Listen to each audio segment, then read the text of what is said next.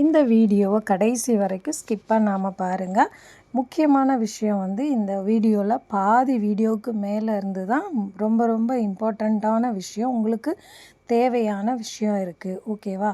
இப்போ நீங்கள் பார்த்துட்ருக்கிறது என்னோடய மார்னிங் ரொட்டீன் தான். காலையில் எழும்பினோடனே சுடுதண்ணி குடிக்கிறது உண்மையிலே ரொம்ப ரொம்ப நல்லது. அது வந்து உங்கள் குடலை வந்து நல்லா சுத்தப்படுத்தும். அதனால் காலையில் எழும்பின உடனே ஒரு 2 டம்ளர் சுடு தண்ணி குடிக்கிற அளவுக்கு சூடு வச்சு அந்த மாதிரி குடிங்க. அது ரொம்ப ரொம்ப நல்லது.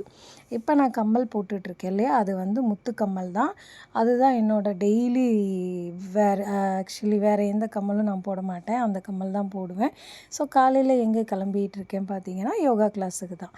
எனக்கு எப்போயுமே மார்னிங் 5:30க்கெலாம் யோகா கிளாஸ் ஸ்டார்ட் ஆகிடும். மதியம் ஒரு 12:30 வரைக்கும் யோகா கிளாஸ் போகும். அதுக்கப்புறம் தான் நான் வந்து ஃப்ரீ ஆவேன். ஸோ இப்போ நம்ம வெந்நி குடிச்சிட்டு யோகா கிளாஸுக்கு ரெடி ஆயாச்சு.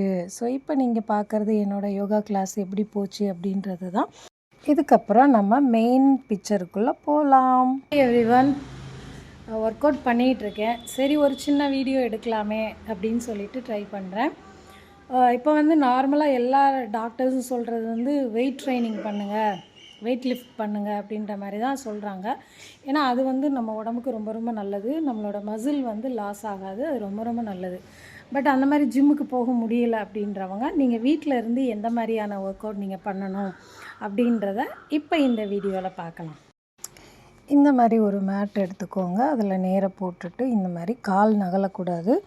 உங்களோட கையை மட்டும் நகர்த்தி பிளாங்க் பொசிஷனுக்கு வந்துட்டு அதில் ஒரு 20 to 30 செகண்ட்ஸ் ஸ்டே பண்ணிவிட்டு திருப்பி அதே மாதிரி உங்கள் கையால் பின்னாடி நீங்கள் நடக்கணும். ஸோ இதே மாதிரி வந்து உங்களோட நார்மல் ரெகுலர் ரொட்டீன் கூட டெய்லி ஒரு 10 தடவை இதை பண்ணுங்கள். இப்போ நான் செஞ்சு காமிச்சேன் இல்லையா, இதே மாதிரி பண்ணுங்கள். எலும்பி நின்றுட்டு ஃபிங்கர்ஸில் கையால் நடக்கணும், கால் மூவ் பண்ணக்கூடாது, கையால் நடக்கணும். ஒரு பிளாங்க் பொசிஷனில் ஒரு 20 செகண்ட்ஸ் அந்த மாதிரி நீங்கள் ஸ்டே பண்ணிவிட்டு திருப்பி பேக்கில் வாங்க.